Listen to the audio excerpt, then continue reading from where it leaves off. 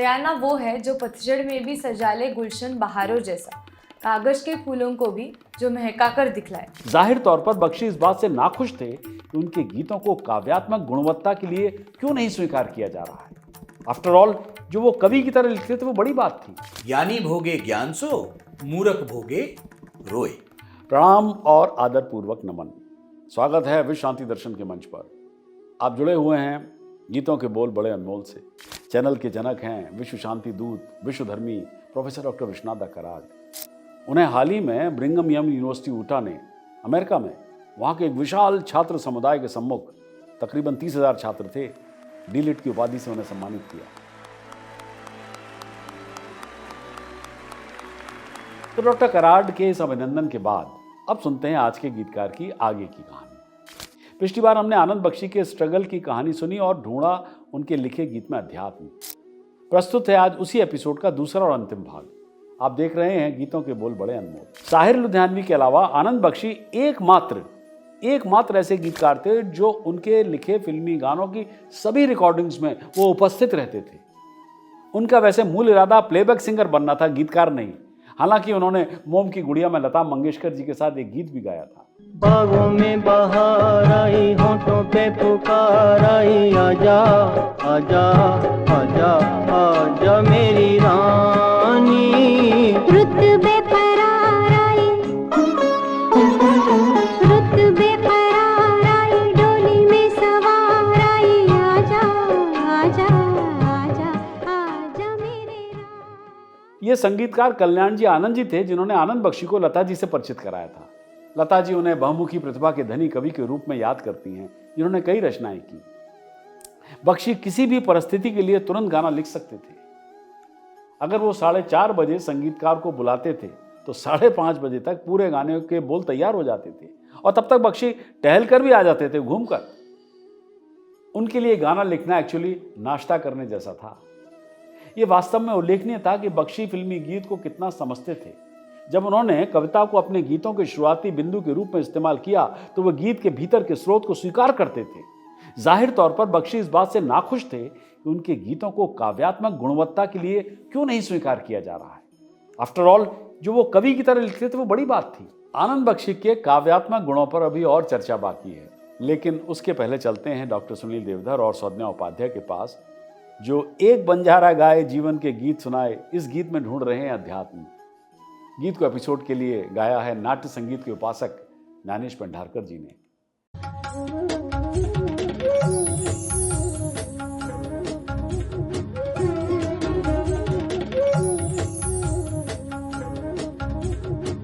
नमस्कार, स्वागत है आपका विश्व शांति दर्शन चैनल पर। आप देख रहे हैं गीतों के बोल बड़े अनमोल। हमारा आज का गीत जिंदगी की फिलॉसफी को बहुत ही सुंदरता से दर्शाता है। गीत है एक बंजारा गाए जीवन का गीत सुनाए। ये गीत मूवी जीने की राह से है जो 1969 में रिलीज हुई थी और इसके गीतकार है आनंद बख्शी। आज हमारे साथ फिर मौजूद है डॉक्टर सुनील देवधर जी। नमस्ते सुनील जी। नमस्कार। और इनके पुस्तक बड़े अनमोल गीतों के बोल, इस पर हमारे प्रोग्राम आधारित है। तो मैं आपका स्वागत करती हूँ विश्व शांति दर्शन चैनल पर। धन्यवाद। तो हम सुनते हैं आज का ये गीत। ज़माने वालों किताबें गम में खुशी का कोई फसाना ढूंढो। ज़माने वालों किताबें गम में खुशी का कोई फसाना ढूंढो। अगर जीना है ज़माने में तो हंसी का कोई बहाना ढूंढो।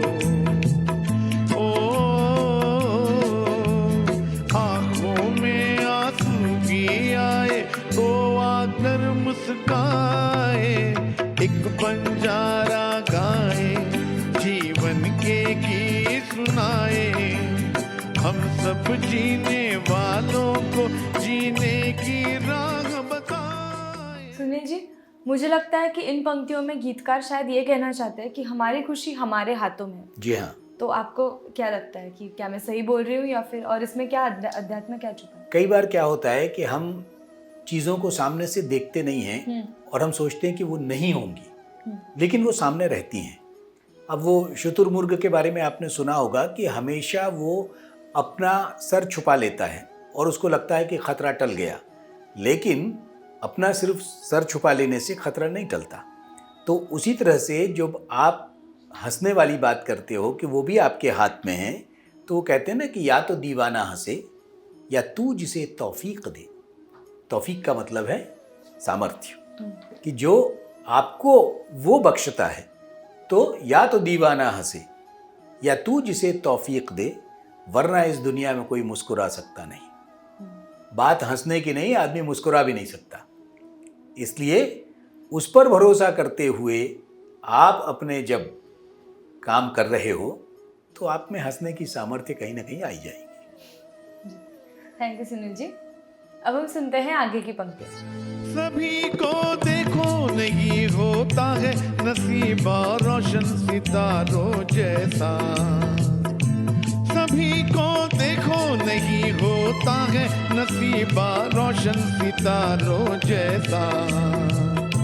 सयाना वो है जो पतझड़ में भी सजा दे गुलशन बहारों जैसा। ओ कागज के फूलों को भी जो महका कर दिखलाए, एक बंजारा गाए जीवन के गीत सुनाए। हम सब जीने वालों को जीने की राह बताए। सभी का नहीं होता है नसीब रोशन सितारों जैसा। ये लाइन काफी स्ट्रेट फॉरवर्ड है जी। बट इसके आगे की जो पंक्तियां हैं, सयाना वो है जो पतझड़ में भी सजा ले गुलशन बहारों जैसा, कागज के फूलों को भी जो महका कर दिखलाए। इन पंक्तियों को आप और थोड़ा विस्तार में समझाएंगे? आपने 2-3 बातें जोड़ दी हैं। हाँ। और उसी तरह से 2-3 बातों का उत्तर हमें देना है। जी। पहले तो आपने बात कही कि सबका एक सा नसीब नहीं होता, तो सही बात है। हमारे यहाँ कहा जाता है ना कि हर कोई चांदी का चम्मच लेकर नहीं आता, ठीक है ना। और उसी तरह से हमारे कबीर कहते हैं कि देह धरे को दंड है। हमने अगर ये देह रूप धारण किया है तो हमें जो कुछ भी हमारे सामने आएगा उसे भोगना पड़ेगा। देह धरे को दंड है, सब काहू को होए, सभी के लिए होता है। और ज्ञानी भोगे ज्ञान सो, जिसके पास में ये समझ है वो उसको उसी ढंग से समझदारी से पूरा करता है ना। ज्ञानी भोगे ज्ञान सो, मूर्ख भोगे रोए।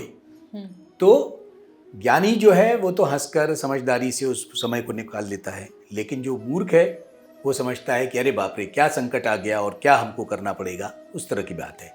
फिर आपने जो बात की है उसमें एक बहुत अच्छा कि कागज़ के फूलों से भी जो महक ला दे। हमें एक उदाहरण याद आ गया, शीरी फरहाद को लेकर है। तो कहते हैं कि शीरी के घर में पानी नहीं आता था, उसके गांव में पानी नहीं था।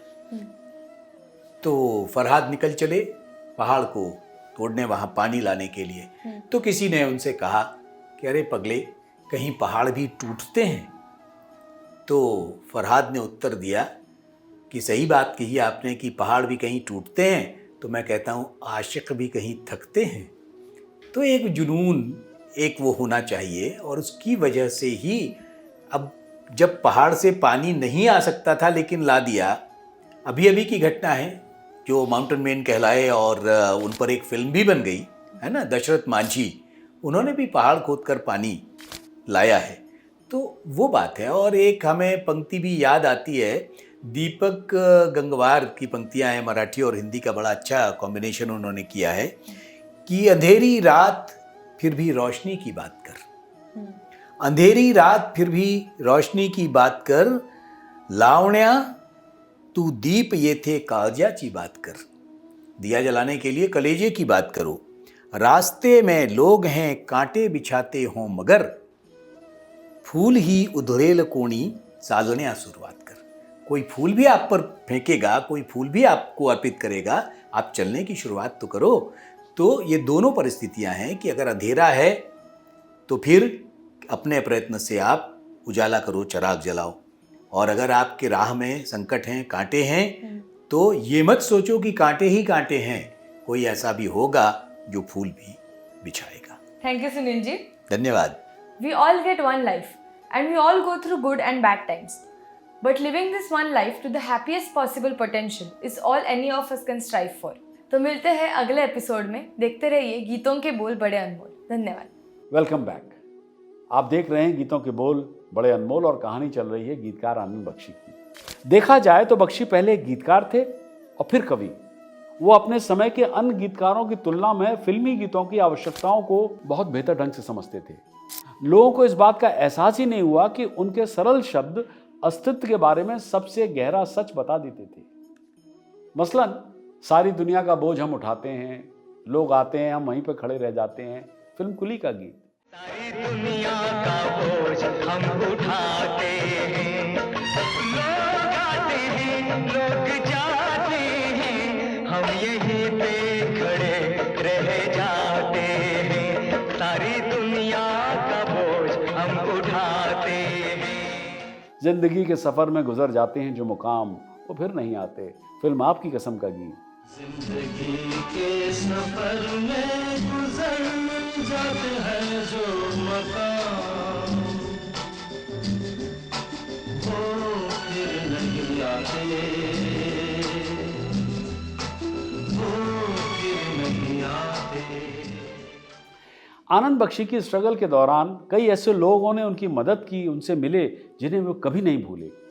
बहुत कम लोग इस बात को जानते होंगे कि आनंद बख्शी ने बंबई में कुछ समय के लिए रॉयल इंडियन नेवी में भी काम किया था। जी हाँ, जब इंडियन नेवी में अंग्रेजों के खिलाफ विद्रोह हुआ, रिवोल्ट हुआ, एसी मूर और डेविस विल्फ्रेड विलियम्स ने विद्रोही के बीच आनंद बख्शी को भी पाया था। लेकिन बख्शी को जेल भेजने के बजाय उन दोनों ने केवल नौकरी से उन्हें बर्खास्त करने का फैसला किया।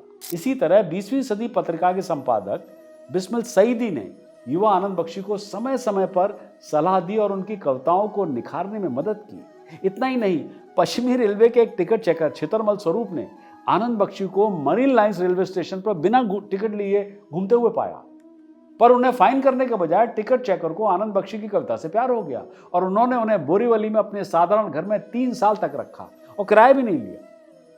अभिनेता निर्माता भगवान दादा ने उनसे अपनी फिल्म भला आदमी के लिए गीत लिखने को कहा, जिससे उन्हें गीतकार के रूप में अपनी शुरुआती दिनों में काफी मदद मिली। बख्शी इन आकस्मिक मुलाकातों के लिए बेहद आभारी थे, जिन्होंने उनके जीवन को एक नया अर्थ दिया। उनका फिल्म अनुरोध के लिए लिखा यह गीत शायद इन्हीं मुलाकातों की उपज था। आते जाते खूबसूरत आवारा सड़कों पे, कभी कभी इत्तेफाक से कितने अनजान लोग मिल जाते हैं, उनमें से कुछ लोग भूल जाते हैं, कुछ याद रह जाते हैं, उनमें से कुछ लोग भूल जाते हैं, कुछ याद रह जाते हैं। अपने संघर्षों के साथ सशस्त्र बलों, पहले नौसेना और फिर सेना में बख्शी के कार्यकाल ने उनके मूल्यों और विश्व दृष्टिकोण को एक आकार दिया। उनकी सोच उनके शारीरिक व्यवहार की तरह एकदम सीधी सादी थी और इससे ही उनके उत्कृष्ट कार्यनीति का जन्म हुआ, जो वो बेहतर लिख पाए। कई निर्देशक और निर्माता इस बात की पुष्टि करते हैं कि बख्शी ने अपनी समय सीमा को हमेशा पवित्र रखा। बख्शी ने हमेशा ये सुनिश्चित किया कि उनकी वजह से किसी भी शूटिंग या रिकॉर्डिंग में कभी देरी ना हो। अपने शानदार गीत दर्पण झूठ ना बोले में उन्होंने हर समय अपने विवेक के प्रति सच्चे रहने के महत्व को संक्षेप में प्रस्तुत किया और जिस सिद्धांत पर वो स्वयं अडिग थे। बंधन तोड़ा जा सकता है, जग तो छोड़ा जा सकता है, बंधन तोड़ा जा सकता है, जग तो छोड़ा जा सकता है। अपने आप से भाग रहे हो, अपने आप से भाग रहे हो, तुम हो कितने भोले, दर्पण झूठ न बोले, दर्पण झूठ न बोले। उनके सैन्य जीवन की एक और विरासत थी अपने राष्ट्र और शांति के प्रति उनका स्थायी प्रेम और हिंसा के प्रति उनकी घृणा।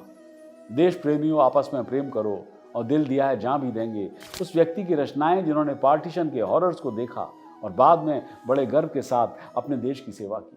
बख्शी के लिए तकदीर यानी नियति महत्वपूर्ण थी, लेकिन उन्हें तदबीर यानी कार्य करने की क्षमता, उसकी ताकत पर भी विश्वास था। अंतिम विश्लेषण में ऐसा प्रतीत होता है मानो उन्होंने तदबीर को तकदीर से एक शेड अधिक मूल्य दिया हो। एक दिन आनंद बख्शी को एक अजनबी का पत्र मिला। उसमें उस आदमी ने बताया कि कैसे उसने अपनी जान लेने का फैसला किया था। उसने कहा कि वो अपने गांव से गुजरने वाली रेलवे की पटरियों पर आत्महत्या करने के लिए लेट गया था। जब वो ट्रेन की प्रतीक्षा में लेटा हुआ था तो एक गीत के शब्द उसके कानों में गूंज उठे। गाड़ी बुला रही है, सीटी बजा रही है, चलना ही जिंदगी है, चलती ही जा रही है। वो व्यक्ति जो आत्महत्या करने वाला था भयभीत होकर पटरी से उछला और बाहर कूद गया जैसे एक ट्रेन उसके पास से गुजरी थी। अपनी आखिरी सांस तक बख्शी इस पत्र को अपना सबसे बड़ा पुरस्कार मानते हैं। भला करने वाले भलाई किए जा, ये गीत मूवी घर संसार से है जो 1958 में रिलीज हुई थी। गीतकार है S.H. बिहारी। 30 जनवरी 1948 को महात्मा गांधी की हत्या के बाद इस गीतकार ने एक नज्म लिखी थी जिसे ऑल इंडिया रेडियो पर सुनाया गया। अयोग्यम पुरुषम नास्ति, कोई भी पुरुष ऐसा नहीं है जो अयोग्य हो, और योजकस्य दुर्लभा, केवल उसकी योजना करने वाला वो जरा मुश्किल से बनता है। तो गीतों के बोल के आज के इस एपिसोड को यहीं देते हैं विराम। अगली बार सुनेंगे गीतकार H.S. बिहारी की हिंदी फिल्मों के सफर की कहानी और ढूंढेंगे अध्यात्म उनके लिखे गीत भला करने वाले भलाई किए जा। सब्सक्राइब कीजिए, साझा कीजिए और देखते रहिए विश्व शांति दर्शन।